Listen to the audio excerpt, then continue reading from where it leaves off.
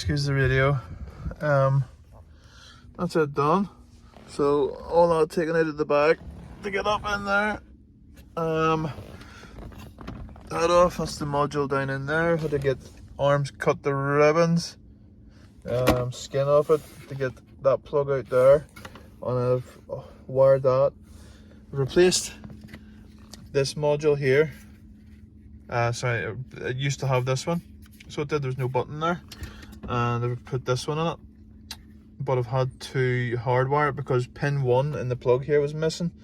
It's supposed to go from there to the IMU, but that comes as standard when you have a reversing camera on it.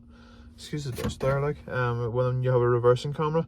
So I had to do a bit of research, and I've pulled that plug out, found, believe it or not, a bit of wire, and I've put it on there, rigged it through, put it in there, and when you see this, what you see, so she's turned off and you turn it back on. Oh, parking sensor. Let's turn that off.